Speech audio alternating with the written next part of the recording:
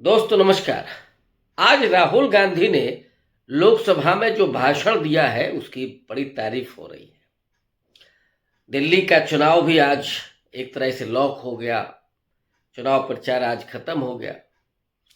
आज जब राहुल गांधी लोकसभा में बोलने के लिए खड़े हुए तो आश्चर्यजनक रूप से इसके ठीक 20 मिनट पहले नरेंद्र मोदी पार्लियामेंट पहुंचे हुए थे। आमतौर पर राहुल गांधी के भाषण में हमेशा नरेंद्र मोदी अनुपस्थित रहते हैं और राहुल गांधी ने कई बार कहा कि नरेंद्र मोदी की हिम्मत नहीं है कि वो उनका सामना कर सकें, उनसे आंखें मिला सकें, उनके सवालों के जवाब दे सकें। लेकिन शायद आज हिम्मत की नरेंद्र मोदी ने, बैठे रहे। लेकिन राहुल गांधी जब बोल रहे थे एक बार भी नरेंद्र मोदी ने उनसे आंखें मिलाने की हिम्मत नहीं की। और ये राहुल गांधी ने कहा भी कि प्रधानमंत्री मोदी जी बैठे तो हुए हैं लेकिन मेरी तरफ देख नहीं रहे हैं, उनकी हिम्मत नहीं हो रही।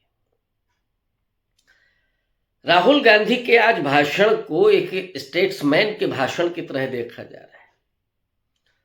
और हम लोग जानते हैं कि राहुल गांधी जब अंग्रेजी में बोलते हैं तो बेहद उम्दा बोलते हैं, बेहद सधी हुई भाषा में, और बहुत भविष्य के रूपरेखा को सामने रख करके, और देश कैसे आगे बढ़े, कैसे देश में समता और न्याय और बंधुत्व स्थापित हो, संविधान का कैसे अनुपालन हो, इसकी चिंता लगातार रहती है।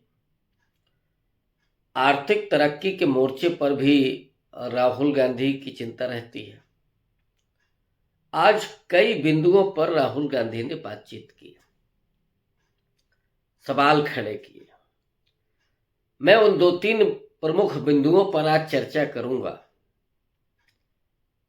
पहला तो राहुल गांधी ने आज चुनाव आयोग को जमकर के घेरा और महाराष्ट्र में जो विधानसभा के चुनाव हुए थे उसमें जो खुला खेल फर्रुखाबादी किया चुनाव आयोग ने, उसको लेकर के जमकर लड़ताड़ लगाई और वही सवाल पूछे जिनकी चर्चा हम लोग पहले करते रहे। उन्होंने कहा कि एक हिमाचल प्रदेश के बराबर की आबादी का वोट बढ़ गया महाराष्ट्र में अचानक 5 महीने के भीतर। जितने वोटर्स 5 साल में नहीं बढ़े थे उतने 5 महीने में बढ़ गए और एक बस्ती में तो 7,000 वोटर बढ़ गए। ये खेल क्या हो रहा है? चुनाव आयोग और खास करके राजीव कुमार पर जो सवाल हैं वो अलग बात है कि राजीव कुमार एक बहुत वाहियात किस्म की शायरी ला करके और जवाब देते हैं, लेकिन सबको मालूम है कि वो किसके लिए खेल कर रहे हैं और लोकतंत्र की मर्यादाओं को, संवैधानिक पूरी परंपराओं को उन्होंने तक पर रख दिया है।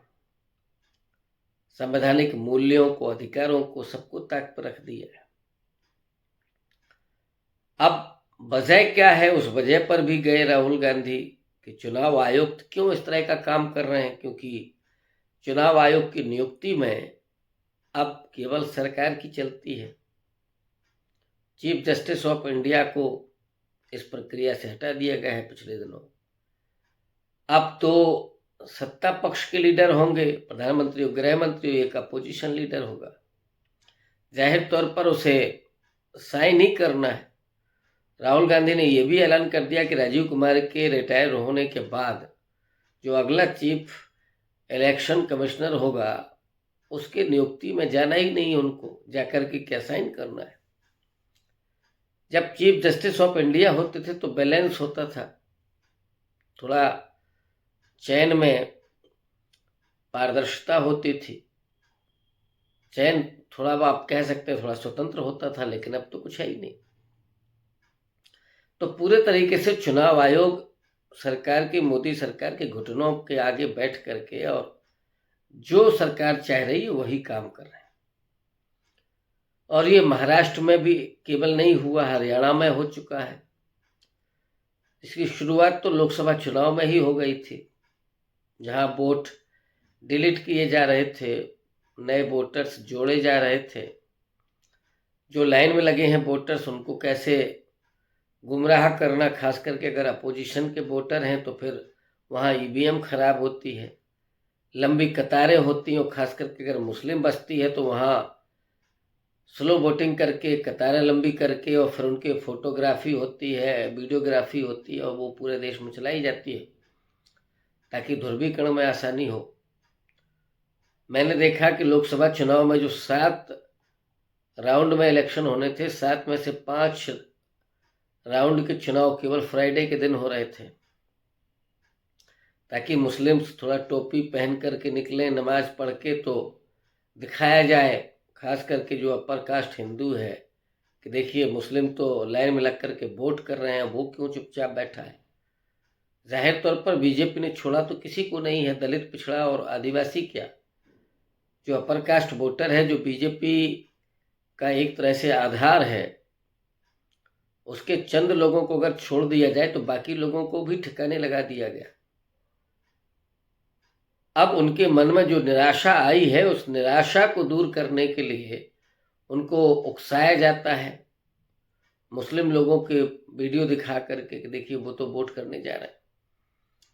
ये जो खेल है चुनाव आयोग और सरकार की मिली भगत है, उसको आज राहुल गांधी ने बहुत बारीकी से और स्पष्टता के साथ एक्सपोज किया।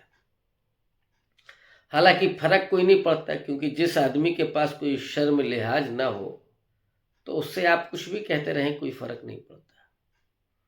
फर्क वहां पड़ता है जहां थोड़ा नैतिकता हो, ईमानदारी हो, सच्चाई हो, शर्म हो, लोकलाज जिसको कहते हैं वो हो। लोकतंत्र में लोकलाज बहुत महत्वपूर्ण होता है।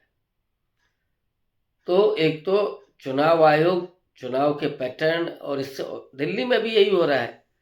अरविंद केजरीवाल ने जो आरोप लगाए हैं, वो आरोप बहुत तथ्यात्मक हैं, पुख्ता हैं, और इसका खामियाजा क्या आम आदमी पार्टी को भुगतना पड़ेगा, ये आप देखेंगे इस चुनाव के नतीजे के बाद। 5 तारीख को जब चुनाव होगा उस दिन भी देखेंगे किस तरह की रिपोर्ट आ रही है। राहुल गांधी ने आज जो भाषण दिया उसमें कई बिंदुओं पर अपनी बहुत बौद्धिक जो उनकी दृष्टि है उसको उन्होंने सामने रखा। विदेश नीति पर भी चर्चा की। एक तो सीधा नरेंद्र मोदी पर हमला बोला कि ट्रंप के शपथ ग्रहण समारोह में जाने के लिए बेकरार थे मोदी जी। अपने विदेश मंत्री को लगाया हुआ था कि किसी तरीके से इनविटेशन कार्ड लेकर के आइए, नहीं मिला। और उन्होंने कहा कि ये बात मैं नहीं कह रहा हूँ, ये खुद बीजेपी के ही एक लीडर सुब्रमण्यम स्वामी ने आरोप लगाए हैं। दूसरा, अमेरिका में खास करके ट्रंप क्यों भाव देंगे इंडिया को, उसकी वजह जो बताई राहुल गांधी ने वो गौरतलब है। उन्होंने कहा अगर हम इंडस्ट्रियल हब होते और अमेरिका को ज़रूरत होती आज इंडस्ट्री लगाने की, तो ट्रंप साहब यहाँ आकर के इन्विटेशन दे करके जाते कि साहब आपको आना है। तो जब तक हम आर्थिक रूप से मजबूत नहीं होंगे, जब तक हमारे यहाँ इंडस्ट्रीज नहीं होंगी, तब तक अमेरिका नहीं देखेगा। दूसरा, एक और बहुत गंभीर मसले की तरफ उन्होंने ध्यान आकर्षित किया, देश का भी और प्रधानमंत्री का भी, और सीधे तौर पर आरोप लगाया कि प्रधानमंत्री जी आप कहते हैं कि चाइना ने कोई घुसपैठ नहीं की है, लेकिन इस देश के आर्मी चीफ सीधे तौर पर ये कहते हैं कि 40,000 किलोमीटर तक वर्ग क्षेत्र में वहाँ पे हम सीधे तौर पर गश्त नहीं कर पा रहे हैं, जो चरवाहे हैं वो नहीं पहुंच पा रहे, यानी मामला संजीदा है वहाँ पे।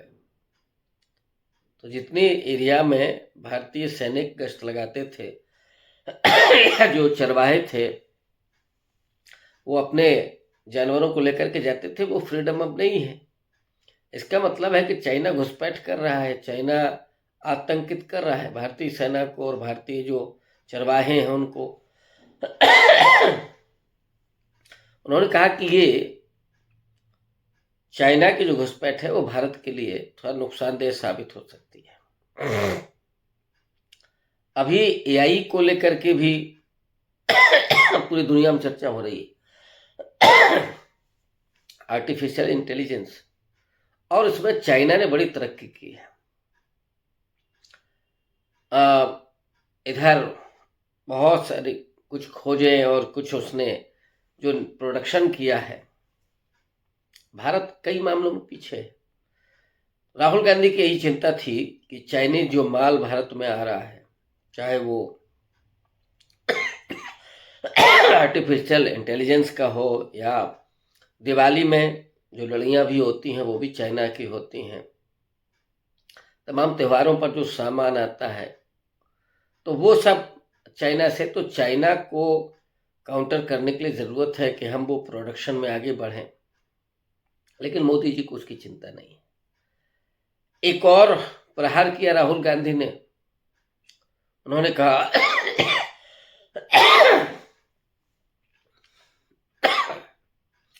कि आप सरदार पटेल की बात करते हैं लेकिन पटेल के मूल्यों पर नहीं चलते, अंबेडकर की बात करते हैं लेकिन अंबेडकर के विचारों को आप खत्म करते हैं, नेहरू की बात करते हैं। फिर राहुल गांधी ने थोड़ा मजा लिया कि नहीं, नेहरू की तो सिर्फ आप आलोचना करते हैं और आपके जो काम है वो संविधान को खत्म करने के लिए है और हम लोग संविधान की रक्षा करने के लिए खड़े हैं और ये बराबर चलता रहेगा।